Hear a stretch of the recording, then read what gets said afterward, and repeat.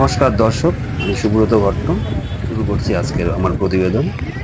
এবার হাওয়া যা দেখা যাচ্ছে তাতে তৃণমূল হারছে। কাল আমি মোদির সভায় গিয়েছিলাম, লোক দেখে স্বয়ং মোদি অবাক হয়ে গিয়েছিলেন। তিনি নিজেও একটি অডিও ভিডিও করেন। তিনি যে আপ্লুত সে কথা তার কথাবার্তায় বোঝা গেছে। সত্যি দর্শক, যা মনে হচ্ছে তা বিজেপি এবার জিততে চলেছে। আপনি কি মনে করেন? কমেন্ট করুন। রাজ্য সরকার এত মিথ্যে কথা, এত দুর্নীতি আর নেওয়া যাচ্ছে না। এসএসসি দুর্নীতি, পৌরকর্মী নিয়োগ দুর্নীতি, তারপর হচ্ছে টেট দুর্নীতি, রেশন চুরি, বালি চুরি, কয়লা পাচার, গরু পাচার, নারী মহিলাদের অসম্মান, সবকিছুতে রাজ্য সরকার এক প্রথম স্থান অধিকার করেছে। তৃণমূল সরকারের দুর্নীতি মাত্রা ছাড়া হয়ে গেছে। পানিহাটিতে অভয়ার মা দাঁড়িয়েছে, দুইজন তৃণমূলের মহিলা তাকে কি অসম্মানটা করলেন আপনারা দেখেছেন। তাকে থুতু ছিটিয়ে দেওয়া হয় তার গায়ে। বলছি দর্শক, এদের অসভ্যতা আমি কি পর্যায়ে গেছে, এরা বুঝি বিবেক বুদ্ধি সব বিসর্জন দিয়েছে। একটি কথা আছে, বিনাশকালে বুদ্ধি নাশ হয়, এদের তাই অবস্থা হয়েছে। একজন মানুষ যার একমাত্র মেয়ে চলে গেল, যার জন্য পুরো সিস্টেমটা দায়ী, তিনি চেয়েছিলেন আমি সিস্টেমের মধ্যে ঢুকে আমি নিজে বিচার আদায় করে নেব। তার অপরাধ দর্শক, তার মানে তার সঙ্গে এমন ব্যবহার করা হচ্ছে, এটা কি উচিত? মানে তার সাথে প্রচন্ডভাবে অসভ্যতামি শুরু হয়েছে, তার সাথে বিভিন্নভাবে অসভ্যতামি। সে লোকজন নিয়ে বেরোচ্ছে, মিছিল করে তার তার উপর হামলা হচ্ছে, মানে বিভিন্নভাবে অসভ্যতামি শুরু হয়েছে, বিভিন্ন রকম কমেন্ট, বাজে বাজে কমেন্ট শুরু হয়েছে। এত বড় ঘটনা শুধু কি একজন মাত্র অপরাধী? এটা হতে পারে না। পরপর 72 ঘন্টা তাকে ডিউটি দেওয়া হয়েছিল। আমার মনে হয় অভয়া আরজিকরের ঔষধ পাচারের বা অন্য কিছু জেনে ফেলেছিল, অন্য কিছু কোনো একটা ঘটনা জেনে ফেলেছিল, তার জন্য তাকে এরকম নিষ্ঠুরভাবে সরিয়ে দেওয়া হলো। শুধু যে ওটা হয়েছে তা না, অন্য কোনো রকম ঘটনা সে জেনে গেছিল, তার প্রতি তার আগের থেকেই তার সঙ্গে বিভিন্ন রকম ভাবে পরপর নাইট ডিউটি দেওয়া, অনেক দিন ধরে একসাথে ডিউটি দিয়ে ফেলা, মানে এগুলো কাজগুলো চলছিল ওর সাথে। এত বড় হসপিটাল কেউ দেখলো না, ডিউটিরত অবস্থায় ঘটে গেল এত বড় একটা ঘটনা, সংঘটিত অপরাধ যেটাকে বলা হয়। আরজি করের প্রিন্সিপাল নিজে মুখ্যমন্ত্রীর একান্ত ঘনিষ্ঠ। মানে 2021 সালের ওই যে নির্বাচনের আগে যে পায়ে পা ব্যথা পেল, পা ভেঙেছিল, তাতে যে ব্যান্ডেজটা করেছিল এই সন্দীপ ঘোষ, মানে এই ডাক্তার। কোড আনকোড বলছি, যে তথাকথিত পা ভাঙার ব্যান্ডেজটা হয়েছিল ওই সন্দীপ ঘোষের দ্বারা। তারপর বাবা মাকে খবর দেওয়া নিয়ে নাটক হয়েছিল, সেক্ষেত্রে অনেক নাটক, সেটাও আমরা দেখলাম। অভয়ার মাকে 10 লক্ষ টাকা অফার করা হয়েছিল, সেটাও আমরা জানতে পেরেছি। ডিসি সাউথ নাকি অন্য কেউ, মানে কোনো একটা পুলিশ অফিসার নাকি, সেটা নির্দিষ্ট করে বলছি না, কোনো এক পুলিশ অফিসার তাকে, তার মা বাবাকে 10 লাখ টাকা দিয়েছিল ঘটনা চেপে যেতে আর কি, ব্যাপারটা এরকম। তারপর তার বাবা মার অনুমতি ছাড়া দেহ পুড়িয়ে দেওয়া, স্থানীয় এক নেতার দাহ করা নিয়ে অত্যুৎসাহ, দেহ চুল্লিতে ঢোকানোর পর সেই নেতা বলে ফেললেন ছেলেদের, ওয়েল ডান বয়েজ, মানে কি তৃণমূলের নেতারা মানে তড়িঘড়ি সেই জায়গায় রুমের ওয়ালটা ভেঙে ফেলা, বেসিনটা পাল্টে দেওয়া, ভেঙে দেওয়া, এগুলি কিসের ইঙ্গিত বহন করে বলেন তো? কয়েকদিন পর প্রতিবাদের নাম করে রাত্রিতে আরজি করের ভাঙচুর, তার মানে তারা জানতো আরো কিছু প্রমাণ আছে, সেগুলোকে লোপাট করা হলো। অবশিষ্ট প্রমাণগুলো তারা হয়তো লোপাট করলো।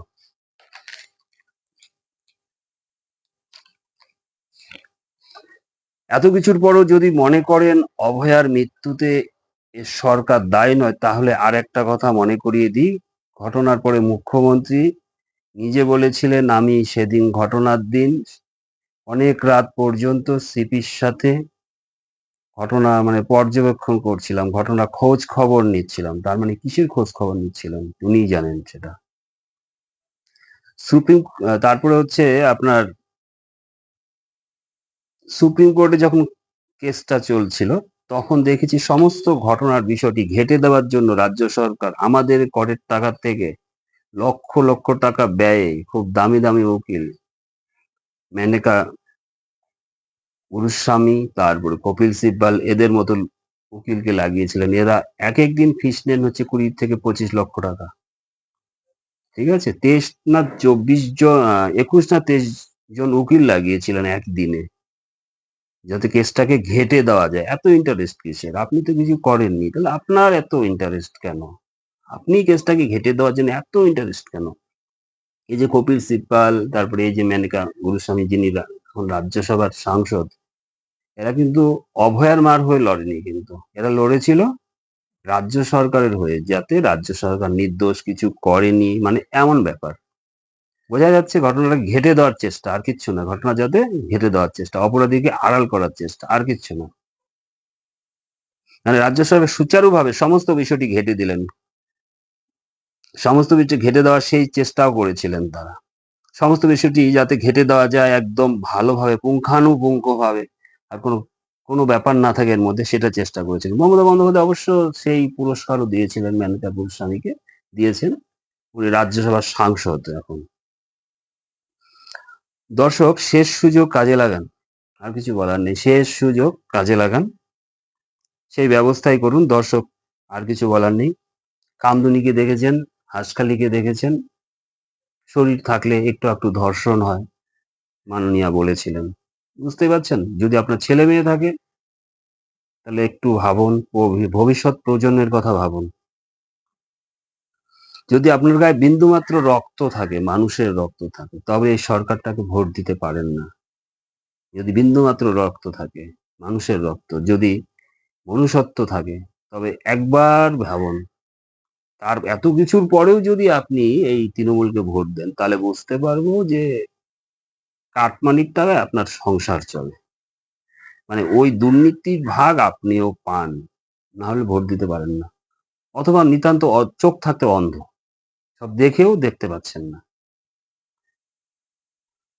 যাই হোক দর্শক, আর কি বলবো। যারা আবাসনে থাকেন, তারা আবাসন থেকে নেমে আসুন। যারা পরিযায়ী শ্রমিক, অনেক বাড়ি থেকে অনেক দূরে থাকেন, তারাও আসুন, আপনার বাড়িতে ফিরে আসুন, ভোটটা দিন। এটা আপনার ভবিষ্যৎ প্রজন্মের ভোট, আপনার ছেলে মেয়েদের সুরক্ষার ভোট। দেখুন, চাকরি বাকরি বলে কিচ্ছু নেই পশ্চিমবঙ্গে, সব শেষ করে দিয়েছে। আর এক শ্রেণীর লোক লুটে পুটে খাচ্ছে, দুর্নীতি, মানে অত্যাচার, শাসক, এখানে হচ্ছে শাসকের আইন চলছে। কিন্তু আমরা এটা চাই না। আমরা চাই আইনের শাসন প্রতিষ্ঠিত হোক। পশ্চিমবঙ্গ ভারতের সংবিধান অনুযায়ী চলুক, আইনের শাসন প্রতিষ্ঠা হোক, শাসকের আইন যেন না হয়। এখানে পুলিশকে যেন টেবিলের তলায় লুকোতে না হয়, এই ব্যবস্থা করুন। পুলিশ যেন নেতার হুমকিতে চলে না, পুলিশ আইন অনুযায়ী চলে, ভারতের সংবিধান অনুযায়ী চলে। এখানকার পুলিশ তো তৃণমূলের পুলিশ বানিয়ে ফেলেছেন, কিছু করারও নেই ওনাদের। না ঠিক মতো কথা শুনলে ট্রান্সফার করে দিবে অন্য জায়গায়, বাজে জায়গায় ট্রান্সফার করে দিবে। কি করবে? ওনারা সব বুঝছেন। নিচু তলার পুলিশ তো মানে কি বলবো, ওনারা সব দেখেও মুখ বুজে করতে হচ্ছে ওনাদের। আর ওনাদের কিছু করার নেই, ওনাদের কিছু করার নেই, ওনারা করে যাচ্ছে, উপায় নেই। ওনারাও চায় যে সরকারটা পরিবর্তন হোক। সরকার পরিবর্তন হলে দেখবেন সব কিছু ঠিক হয়ে যাবে। আপনি গোড়াটা পাল্টে দেন, গোড়াটা পাল্টে দেন, দেখবেন সব ঠিক হয়ে যাবে। নিচের দিকে আপনাকে তাকাতে হবে না, আস্তে আস্তে সব চেন চেন মাফিক ঠিক হয়ে যাবে। আপনি গোড়াটা পাল্টান, ঠিক আছে?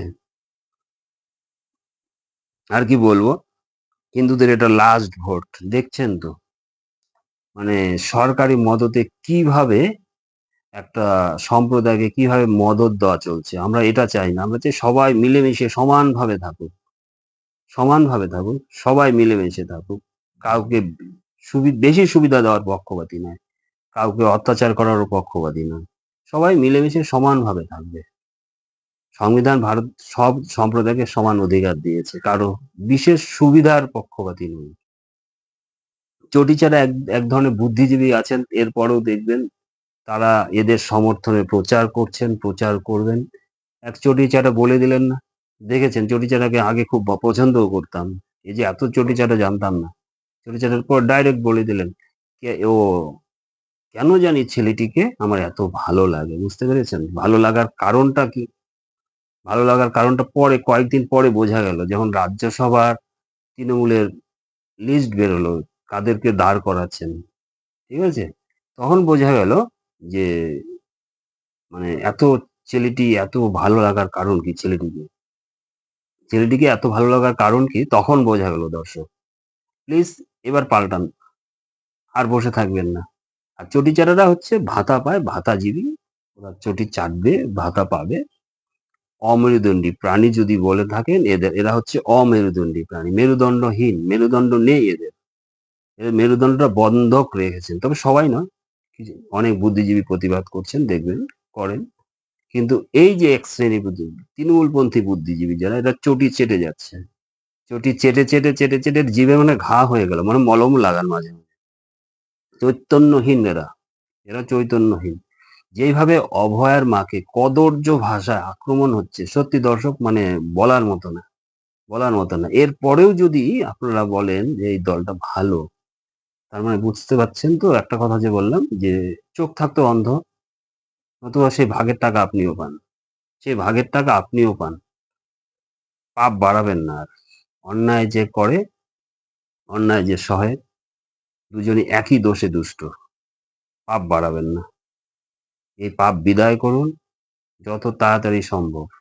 23 তারিখে আর 29 তারিখে কারো ট্রেন আসবে, 23 তারিখে কারো ট্রেন আসবে 29 তারিখে। দর্শক, এই যে ট্রেন দুটো আসবে, আপনার এটাই লাস্ট ট্রেন, অন্তত হিন্দুদের জন্য তো এটা লাস্ট ট্রেন। এই ট্রেনে উঠে পড়ুন, এই ট্রেনে উঠে পড়ুন, নয়তো প্ল্যাটফর্মেও জায়গা পাবেন না, প্ল্যাটফর্মেও জায়গা পাবেন না, সেই ব্যবস্থা করুন।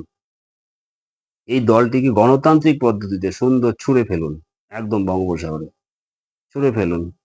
আর একটা কথা দর্শক, কেন্দ্রে যে দল থাকে না, সেই দল যদি রাজ্যে ক্ষমতায় আসে না, আমার আপনার সাধারণ মানুষের উপকার হবে, সাধারণ মানুষের উপকার হবে। আমরা মমতা ব্যানার্জিকে দেখবো কেন? উনি হলে আমার কি? আমি দেখবো রাজ্যের উন্নয়ন। কোন দল থাকলে রাজ্যের উন্নয়ন হবে? সেই হিসাবে দেখা যাচ্ছে বিজেপি থাকলে রাজ্যের উন্নয়ন হবে, কারণ সেন্ট্রালে বিজেপি, রাজ্যেও যদি বিজেপি হয়, ডাবল ইঞ্জিন সরকার। ওই যে আমাদের মাননীয় প্রধানমন্ত্রী বলেছেন, আপনার দো হাত মে লাড্ডু, সত্যি দুই হাতেই লাড্ডু তখন। আর কেন্দ্রের প্রকল্প সরাসরি রাজ্যে নিযুক্ত হবে, রাজ্যে লাগু হবে, কেউ বাধা দিবে না। আয়ুষ্মান ভারত বলেন, তারপর অন্যান্য যে সমস্ত প্রকল্পগুলো কার্যকর হয়ে যাবে, আমি আপনি লাভবান হব, আমি আপনি লাভবান হব, অন্য কেউ না। কিন্তু আপনি বাইরের রাজ্যে চিকিৎসা যাবেন, মমতা ব্যানার্জির স্বাস্থ্য সাথী কোনো কাজ দেয় না, কিন্তু কোনো কাজ দেয় না। সুতরাং আয়ুষ্মান ভারত লাগু হবে, আপনি কর্ণাটক যান, আপনি ভেলোর যান, হায়দ্রাবাদ যান, যেখানে যান আপনার কিন্তু এটা কাজে দেবে। সুতরাং একবার ভাবুন, একবার চেষ্টা করুন, নিজের ভোটটা নিজে দিন, এই সরকারটাকে উপড়ে ফেলুন প্লিজ। আর সিপিএম কে ভোট দেওয়া মানে তৃণমূলকে জিততে সহায়তা করে, এটা ঘাটের মোড়া, কিচ্ছু না, কিচ্ছু করবে না, এরা করতে পারবে না। 34 বছর দেখেছি, 34 বছর, আর এদের 15 বছর, 49 বছর বাংলায় একটা অপশাসন চলছে। দুর্নীতি, ব্যভিচার, অত্যাচার ছেয়ে ফেলেছে বাংলাকে। হ্যাঁ, সিপিএম এর আমলে চাকরি বাকরি খেতে এত এত দুর্নীতি হতো না। সিপিএম 100 জনের মধ্যে যদি 25 জনকে আপনার নিজের দলের ঝান্ডা ধরা, লাল ঝান্ডাওয়ালা পার্টিকে দিত, 75টা লিগ্যাল হতে হতো, লিগ্যাল হতে হতো কিন্তু। আর 25 জনকে যে দিত, 25% যে দিত ওরা, তাতে ওরা ঝান্ডা ধরার লোককে দিত, কিন্তু তবু যোগ্য লোককে দিত, মানে যে কোয়ালিটি যার মধ্যে আছে। ধরুন হাই স্কুলের টিচার, সে হায়ার সেকেন্ডারি পাশে একটা ছেলেকে হাই স্কুলের টিচার দিত না, যে সত্যি হাই স্কুলে পড়ানোর যোগ্যতা আছে তাকেই দিত। হ্যাঁ, হতে পারে সে ঝান্ডাওয়ালা লোক, ঝান্ডা ধরা লোক, কিন্তু পড়ানোর লোককেই দিতে পারতো, অযোগ্য লোককে দিত না। এরা হচ্ছে মানে সবকিছুর চূড়ান্ত সীমা অতিক্রম করে গেছে আর কি।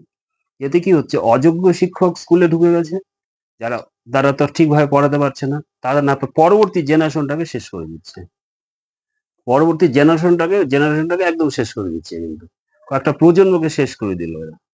এবার আসুন, আবার আপনার ভোটটা আপনি দিন, যোগ্য প্রার্থীকে ভোট দিন, বিজেপিকে জেতান, বাংলার উন্নয়ন করুন। কেন্দ্রে বিজেপি, রাজ্যে যদি বিজেপি হয়, আমার আপনার উন্নয়ন হবে, অন্য কিছু দেখবো না আমরা। আর হিন্দুরা ভালোভাবে বাঁচবে এবং অন্য সম্প্রদায় ভালোভাবে বাঁচবে। আপনি উত্তরপ্রদেশ দেখুন, আসাম দেখুন, কারো কোনো ক্ষতি হচ্ছে না, তো সবাই মিলেমিশে, এবং কেন্দ্রীয় মানে সরকারের প্রকল্প সবাই, মুসলিম হিন্দু সবাই সবাই পাচ্ছে, কোনো অসুবিধা নেই। সুতরাং লাস্ট ভোট, আর কিছু বলার নেই। এই ট্রেনটি উঠে যান, ট্রেনটি আসবে, আর নয়তো প্ল্যাটফর্মেও জায়গা পাবেন না। 23 তারিখ এবং 29 তারিখে যে যার যার ট্রেন আসবে, প্লিজ ট্রেনগুলোতে উঠে যাবেন, আর নয় প্ল্যাটফর্মেও জায়গা পাবেন না। ঠিক আছে, ভাবুন, ভাবা প্র্যাকটিস করুন প্লিজ। ভালো থাকবেন।